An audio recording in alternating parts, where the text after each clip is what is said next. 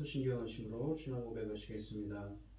전능하사 천지를 만드신 하나님 아버지를 내가 믿사오며 그 외아들 우리 주 예수 그리스도를 믿사오니 이는 성령으로 잉태하사 동정녀 마리아에게 나시고 본디오 빌라도에게 고난을 받으사 십자가에 박혀 죽으시고 장사한 지 사흘 만에 죽은 자 가운데서 다시 살아나시며 하늘에 오르사 전능하신 하나님 우편에 앉아 계시다가 저리로서 산자와 죽은 자를 심판하러 오시리라.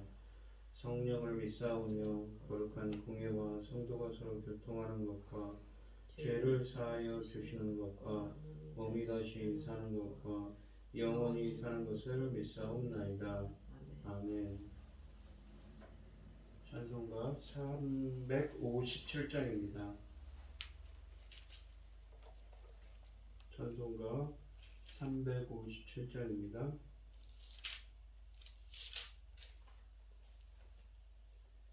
주 믿는 사람 일어나 다 힘을 합하여 이 세상 모든 마귀를 다쳐서 멸하세.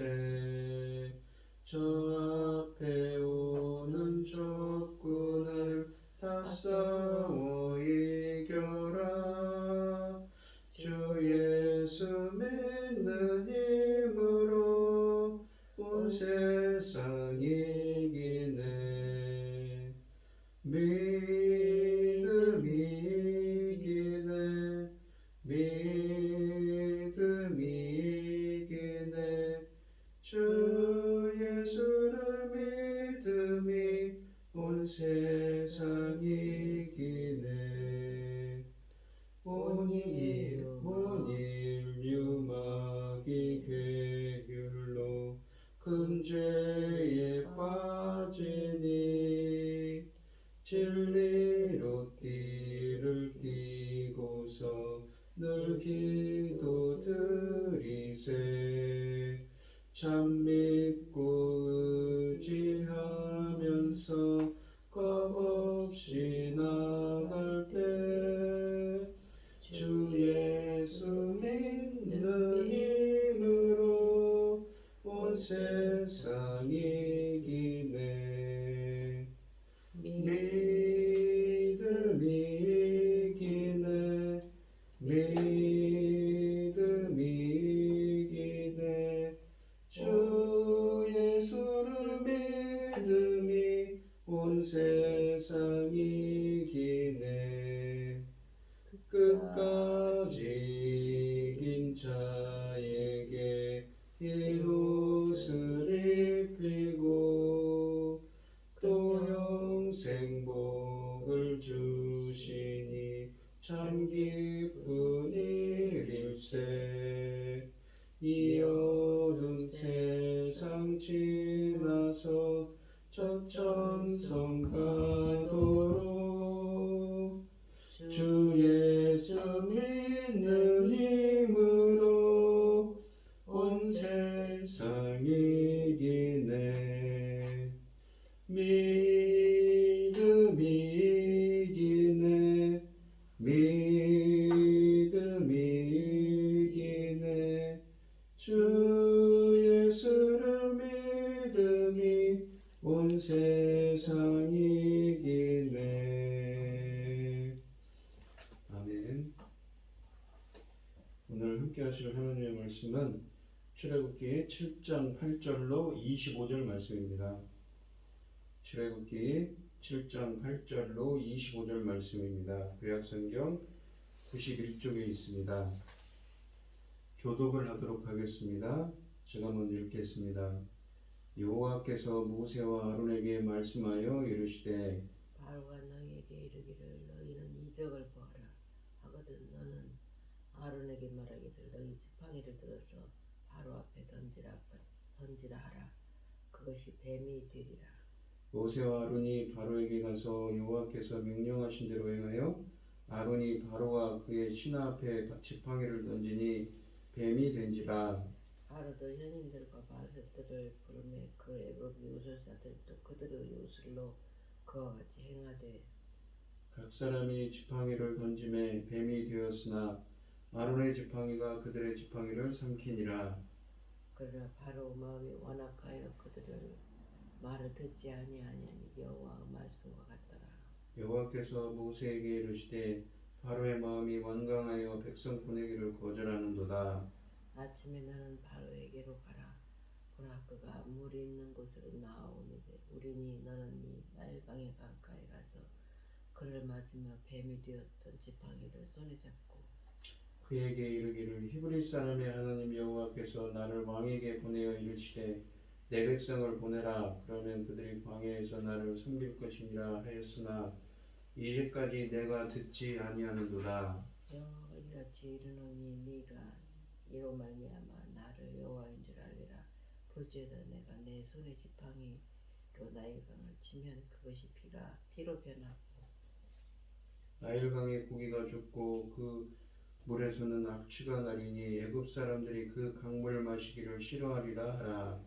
여호와께서 또 모세에게 이르시되 아론에게 명하기를 내 지팡이를 잡고 내 팔을 애굽의 물들과 강들과 운하와 못과 모든 호수 위에만 내밀라 하라. 그것이 피가 되리니 애굽 사람 온 땅과 나무 그릇과 돌 그릇 안에 모두 피가 있으리라. 모세와 아론이 여호와께서 명령하신 대로 행하여 바로와 그의 신하의 목전에서 지팡이를 들어 나일강을 치니 그 물이 다 피로 변하고 나일강가 고기가 죽고 그 물에서는 악취가 나니 애굽 사람들이 나일강 물을 마시지 못하여 애굽 온 땅에 피가 있으나 애굽 요술사들도 자기들의 요술로 그와 같이 행함으로 바로의 마음이 완악하여 그들의 말을 듣지 아니하니 여호와의 말씀과 같더라. 바로가 돌이켜 궁으로 돌아가고 그 일에 관심을 가지지도 아니하였고 애굽 사람들은 나일강 물을 마실 수 없으므로 나일강가를 두릅파서 마실 물을 구하였더라. 여호와께서 나일강을 치신 후 이레가 지나니라. 아멘. 오늘 본문 말씀의 제목은 열 재앙의 시작입니다. 이 지팡이가 뱀이 된 사건을 시작으로 완악한 바로의 눈앞에서 나일강을 포함한 애굽의 모든 물 근원이 피로 변하는 끔찍한 재앙이 일어납니다. 바로는 하나님이 내리신 재앙에도 불구하고 완악한 마음을 꺾지 않습니다. 여호와께서 바로가 그들에게 이적을 보이라고 요구하면 지팡이를 바로 앞에 던지라고 말씀하셨습니다. 7장 9절에 있는 말씀이죠. 그러면 뱀이 될 것이라고 하셨습니다. 이 이적이라고 되어 있는 히브리어 이 모페트는 사람이 행할 수 없는 기적을 뜻합니다. 기이한 일이지요. 바로의 이 애굽의 바로가 모세에게 이적을 요구하는 것은 이적을 통해 하나님을 알고 경배하려 함이 아닙니다. 오히려 호기심과 하나님을 시험하고자 함이었습니다. 그러므로 정작 그에게 하나님의 이적이 나타났을 때에는 그 이적을 보고 하나님을 경배한 것이 아니라 도리어 불순종과 죄악으로만 치달았던 것입니다. 모세와 아론이 바로의 궁정에 들어갔습니다. 거기에 바로와 그 신하들이 있었습니다. 모세와 아론이 바로와 그 신하 앞에서 지팡이를 던지니 뱀이 되었습니다. 여기 뱀으로 번역된 히브리어 탄년이라는 히브리어는 뱀이라고 번역된 경우가 출애굽기 7장 외에 꼭 2번밖에 없습니다. 성경에. 이 한글 성경에 보신 신명기 32장 33절과 시편 91편 13절 뿐입니다. 이 탄닌이라는 히브리어는 오히려 성경에서 바다 괴물 혹은 용으로 묘사됩니다. 그때 더 많이 사용되고 있습니다. 뱀은 일반적으로 나시라는 단어입니다. 여기서 탄닌으로 사용된 것은 큰 뱀 혹은 매우 위협적인 뱀을 가리키기 위한 의도입니다. 왜 하필 바로 앞에서 시행하는 첫 번째 이적이 뱀일까요? 이집트에서는 뱀을 이 아페드라는 신으로 섬겼습니다. 왕은 이 뱀을 자기의 수호신으로 삼았던 것이지요. 모세가 만난 장소는 바로의 궁전이었으며 그 궁전에는 실제로 뱀을 수호신으로 모시고 있었을 것입니다. 따라서 하나님은 바로에게 그의 수호신을 호출하여 대결할 의도로 뱀을 택한 것으로 볼 수 있습니다. 여호와께서 모세의 지팡이를 뱀으로 변하게 하시는 것은 창조주 하나님으로서 자신은 피조물을 필요에 따라 언제든 변화시킬 수 있는 능력자임을 온 세상에 드러내시기 위해서입니다. 앞으로 일어날 열 재앙처럼 이 사건도 기적을 행하는 일 자체의 목적이 있는 것이 아니라 기적을 행하시는 하나님이 어떤 분이신가를 알리는 데 목적이 있습니다. 또한 앞으로 이집트에 임할 재앙들은 하나님이 자신이 창조하신 피조물들을 이용하실 것을 암시하는 것이기도 합니다. 이 지팡이하고 뱀이 되는 것을 본 바로가 현인들과 마술사들을 불렀습니다. 이집트의 마술사들로 지팡이를 던져 뱀이 되게 했습니다. 두 뱀이 싸워서 아론의 지팡이 뱀이 바로의 뱀을 삼켰습니다. 하나님이 바로의 수호신을 불러내어 이긴 것이지요. 바로는 이 상황을 보고도 마음을 완악하게 하여 모세 말을 듣지 않았습니다. 하나님이 예고한 대로였습니다. 그런데 완악하다는 말에는 이 카사를 사용했는데 앞에서는 7장 3절에서 사용했는데 여기서는 하자크, 강팍하게 하다를 사용했습니다. 카사는 무거운 멍에에 대한 저항하는 모습이라면 이 하자크는 스스로 마음을 강하게 하다라는 의미를 가집니다. 이 바로는 이러한 강팍한 마음으로 이스라엘을 내어보내지 않았습니다. 하나님은 모세에게 아침에 강가에 가서 바로를 만나라고 하십니다. 15절에 있는 말씀이죠. 그 강은 나일강을 가리킵니다. 바로가 왜 아침에 강가로 나올까요?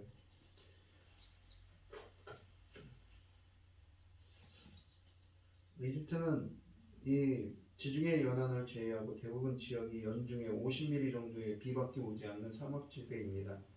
그리고 대부분의 지역이 준 사막이어서 따라서 이집트 사람들은 나일강 주변에 몰려 살면서 강물을 식수로 사용하고 또 강물을 이용하여 농사를 짓습니다. 그들에게는 나일강이 유일한 생명줄이지요. 만약 강물이 너무 많아 범람하거나 너무 적어 수위가 내려가는 것은 그들에게 큰 재난이 됩니다. 그래서 이것을 막고자 강의 신 하필을 섬겼습니다.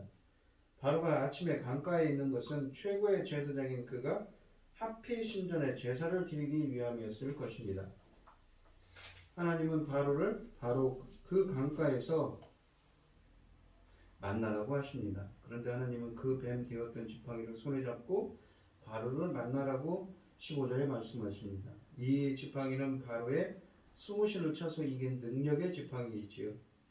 왕궁에서 바로의 수호신과 싸운 하나님이 이제는 온 이집트인들이 섬기는 하피신과 공개적인 장소에서 대결을 벌일 것을 예고하시는 것입니다.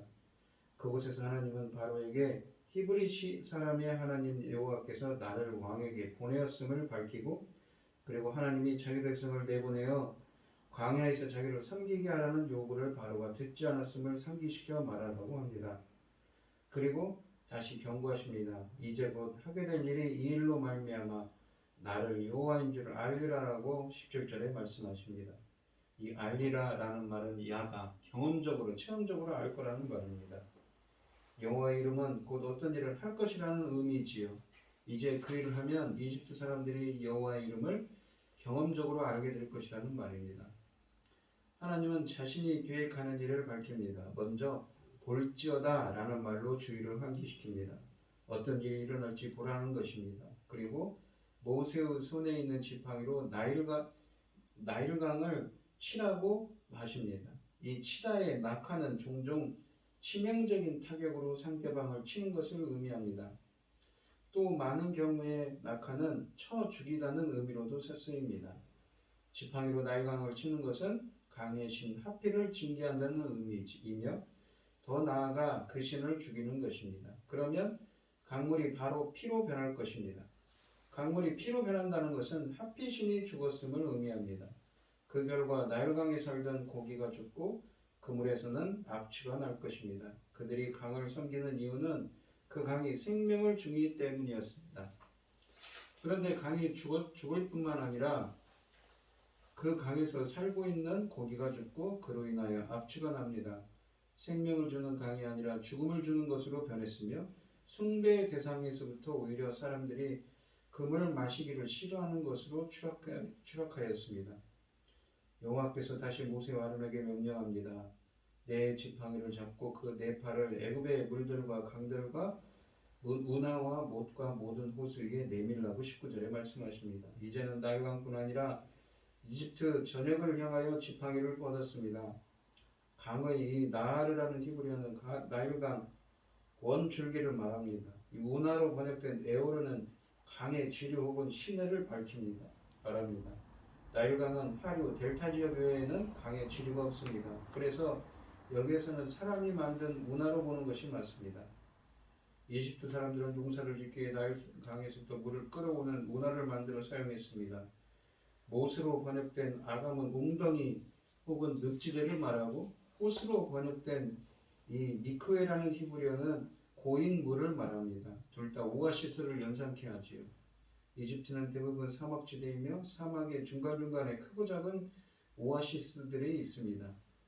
이런 모든 물까지 다 피로 변한 것입니다. 이런 현상은 이집트 전역에 걸쳐 이루어졌다고 할 수 있습니다. 그뿐 아니라 나무그릇과 돌그릇에 담긴 물도 모두 피로 변했습니다. 그릇에 담긴 물은 이미 강이나 저수지에서 분리된 것입니다. 이 모든 것을 보면 한 곳에서 피로 변하여 점진적으로 퍼져나간 것이 아니라 순식간에 모든 물에서 그 현상이 다 일어났다고 보아야 합니다. 나무 그릇은 서민들이 사용하는 것이고 돌그릇은 귀족들이 사용하는 용기일 것입니다. 따라서 이 재앙은 신분의 고하를 막론하고 구분 없이 모든 사람에게 내려졌습니다. 모세와 아론은 여호와의 명령대로 시행하였다고 20절에 말씀하셨습니다. 그리고 하나님의 말씀하신 대로 그대로 이루어졌습니다. 이집트 온 땅에 피가 있었으며 물에서의 악취가 나므로 이집트 사람들은 물을 마실 수가 없었습니다. 그런데 이러한 일을 이집트 요술사들도 요술로 행했습니다. 하지만 마술사가 적은 물을 이용하여 수작을 부리는 것과 하나님이 하신 일은 차원이 다른 일이지요. 하나님께서는 전역 어디에서나 있는 물을 모두 변화시키는 것입니다. 이렇게 차원이 달랐지만 바로는 자기들의 요술로도 같은 일을 행함으로 마음이 완악하여 여호와의 말을 듣지 않았습니다. 바로는 궁으로 들어갔고 그 일에 관심을 가지지 않았다고 23절에 말합니다.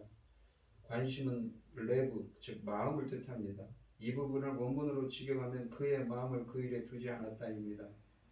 온 백성은 마실 물이 없어 땅을 파서 물을 찾고 있는데 온 이 사건에 관계된 주 책임자인 바로는 궁에 들어가 자취를 감췄습니다. 백성의 완일을 살펴야 할 국가의 최고 책임자로서의 자세가 아니지요. 이집트 사람들은 마실 물을 찾아 나일강가를 두루 팠습니다. 그러나 새로 얻은 물도 당연히 피로 물들었을 것입니다. 이집트 백성이 이 상황을 얼마나 견딜 수 있을지 의문입니다. 여호와께서 나일강을 치신 후 이래가 지났다고 25절에 말합니다. 아마도 백성이 참기 어려운 한계점에 도달했을 때가 되었을 것입니다. 이 오늘 본문 말씀을 보시면 이 완악한 자에게 진노하셨습니다. 애굽 전역에 예고된 피 재앙은 지팡이가 뱀으로 변한 이적을 우습게 여긴 바로의 완악한 마음 때문에 내려진 재앙이지요. 근본적으로 비교할 수 없는 하나님의 능력을 요술사의 기구로 맞선 바로로 인해 풍요의 강이 생명을 죽이는 저주의 강으로 바뀌고 종지에 담긴 한 모금의 물도 마실 수 없는 물이 되었습니다. 하나님이 주신 기회를 저버리고 세상의 알량한 기술과 지식을 의지하는 바로의 밀어남이 오늘 이 시간 내게는 없는지 돌아보는 여러분들이 되시길 바랍니다. 또한 세상의 눈속임은 한계가 있습니다. 바로는 아론의 지팡이가 뱀이 되는 이적을 보고 요술사들을 불러 똑같은 이적을 보이지만 아론의 지팡이가 마술사들의 지팡이를 모두 삼켜버립니다. 지팡이가 권위와 능력을 상징하는 것임을 생각할 때 이는 하나님의 능력에 의해 바로의 능력이 무너질 것임을 의미합니다. 또 요술사들은 물을 피로 만드는 재앙을 흉내내지만 이로 인해 마신 물이 다 없어질 뿐입니다. 때로는 우리를 속이고 중흙들게 만드는 세상의 지팡이들은 무엇입니까? 세상의 권위와 능력은 죄의 문제를 해결할 수 없으며 하나님의 권위와 능력에 의해 무너진다는 사실을 우리는 깨닫게 됩니다. 하나님의 능력을 신뢰하며 겸손하고 부드러운 마음으로 마음에 순종하는 우리가 되게 해달라고 이 시간 기도하는 여러분들이 되시기를 바랍니다. 기도하겠습니다. 하나님 아버지, 드디어 하나님의 능력으로 애굽에 널지양이 내리고 있습니다. 오늘 이 시간 그 하나님의 능력을 겸손하게 의지하며 마음으로 주님의 말씀에 순종할 수 있는 저희들이 될 수 있도록 인도하여 주시옵소서. 바라옵건대 주님, 경제적으로 어려운 분들, 코로나로 어려운 분들 많이 있습니다. 또 국제적으로는 우크라이나 사태가 일어났고 국가에서는 새로운 지도자가 세워졌습니다. 이 나라를 붙들어 주시옵시고 경제적으로 어려운 분들에게는 부족함이 없도록 채워주시고 원치 않는 질병을 고생하는 분들에게는 치료 공선을 발하여 주시어서 아픈 것도 깨끗하게 나을 수 있도록 예수 그리스도의 십자가의 보혈로 은혜 베풀어 주시옵소서. 이 모든 말씀 거룩하신 예수님 이름으로 기도합니다. 아멘. 하늘에 계신 우리 아버지여, 이름이 거룩하심을 받으시오며 나라의 마옵시며 뜻이 하늘에서 이루어진 것 같이 땅에서도 이루어지이다. 오늘날 우리에게 일용할 양식을 주옵시고 우리가 우리에게 죄 지은 자를 사하여 준 것 같이 우리의 죄를 사하여 주옵시고 우리를 시험에 들게 하지 마옵시고 다만 악에서 구하옵소서. 대개 나라와 권세와 영광이 아버지께 영원히 있사옵나이다. 아멘. 오늘 이 시간 주님 말씀 가지고 기도할 때에요, 먼저는 하나님의 이 모세처럼 강팍하지 않고 하나님의 능력에 겸손히 무릎 꿇고 하나님의 능력과 하나님의 하시는 일에 순응할 수 있는 겸손한 마음으로 주님을 섬기는 우리가 되게 해달라고 기도하시고, 어려움을 당하신 분들과 각자 기도 제목 가지고 주여 삼창하시면서 통성으로 기도하겠습니다. 주여, 주여, 주여. 아버지 하나님 감사합니다. 멸재앙이 이집트에 시작되었습니다.